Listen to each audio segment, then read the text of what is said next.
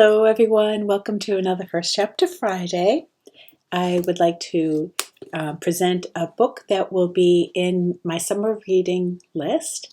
It is a very short chapter though, so I will do two and then you can finish the rest for your summer reading. And the book is Wishtree, and it's by Katherine Applegate. Everyone knows her. She's a wonderful Newbery Award winner. She did The One and Only Ivan.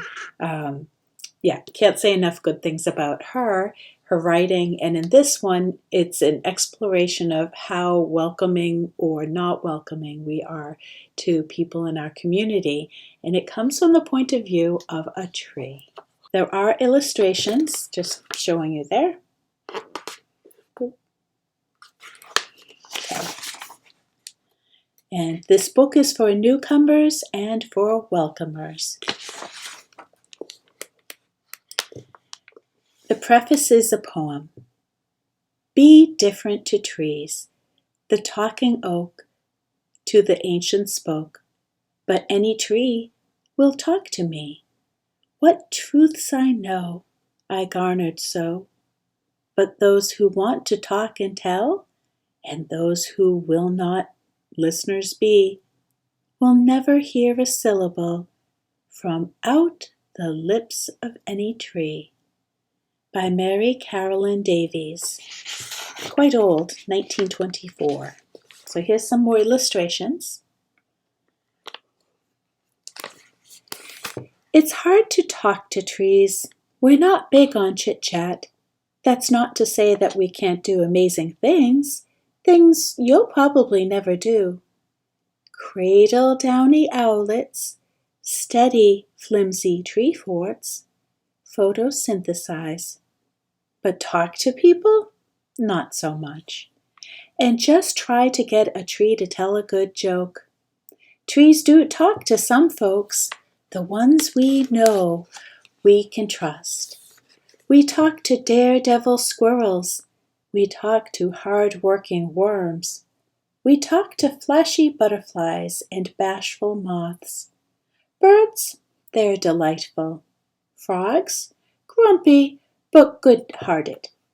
Snakes, terrible gossips. Trees, never met a tree I didn't like. Well, okay, there is that sycamore down at the corner. Yakety yakety yak, that one. So, do we ever talk to people? Actually talk? That most people-y of people skills? Good question. Trees have a rather complicated relationship with people after all. One minute you're hugging us. The next minute you're turning us into tables and tongue depressors.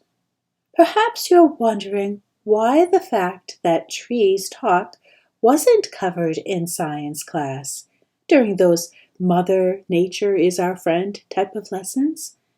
Don't blame your teachers. They probably don't know that trees can talk. Most people don't. Nevertheless, if you find yourself standing near a particularly friendly-looking tree on a particularly lucky-feeling day, it can't hurt to listen up. Trees can't tell jokes, but we certainly can tell stories. And if all you hear is the whisper of leaves, don't worry. Most trees are introverts at heart. So, like I said, a couple more images, just some pretty leaves. Okay, and a ribbon that's in the tree branch that comes up soon. Chapter 2. My name's Red, by the way. Maybe we've met. Oak tree near the elementary school? Big, but not too tall. Sweet shade in the summer. Fine color in the fall.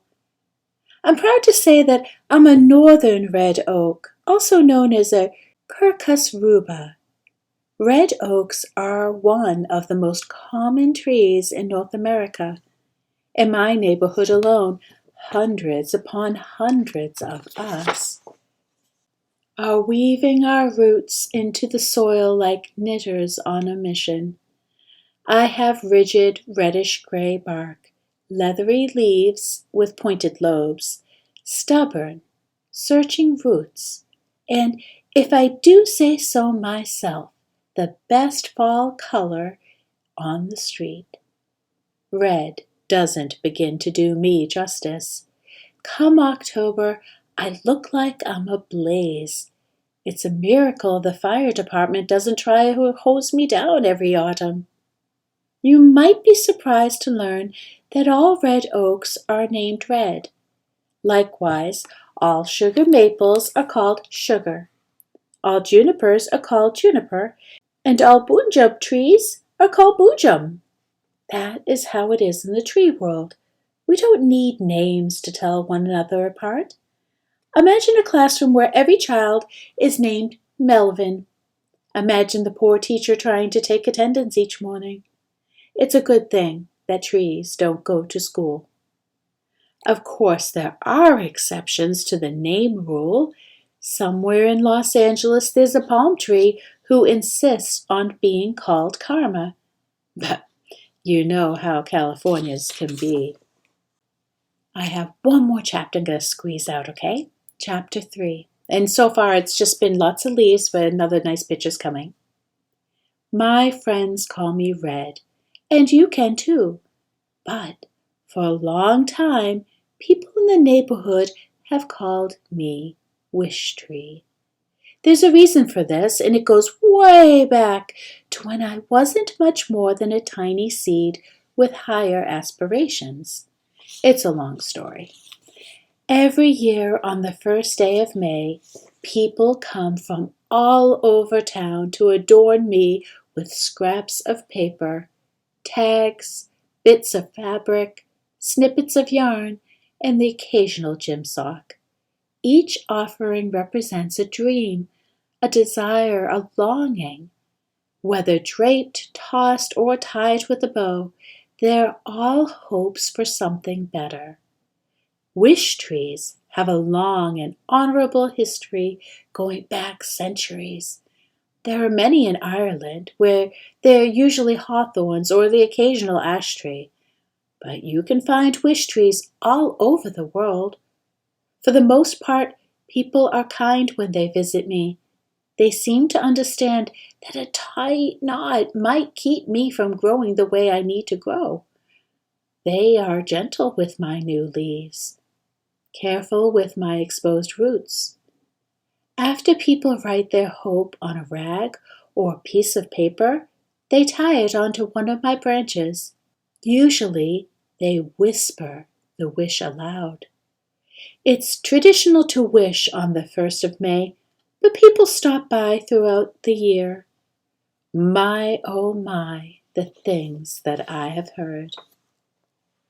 I wish for a flying skateboard. I wish for a world without war. I wish for a week without clouds.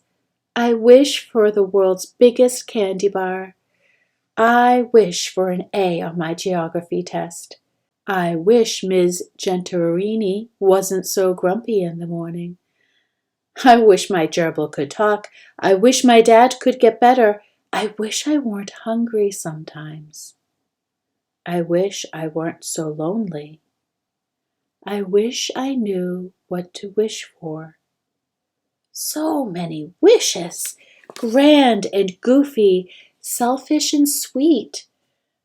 It's an honor, all the hopes bestowed upon my tired old limbs. Although by the end of May Day, I look like someone dumped a huge basket of trash on top of me. Okay, so that was enough reading. Here is the lovely illustration. Right there. You can see why the tree feels like trash got dumped on her. Please continue the story. It does have some darkness in it, but it's definitely made for a light-hearted and easy to understand, gentle acceptance message, okay? So take care. Have a great week. Bye.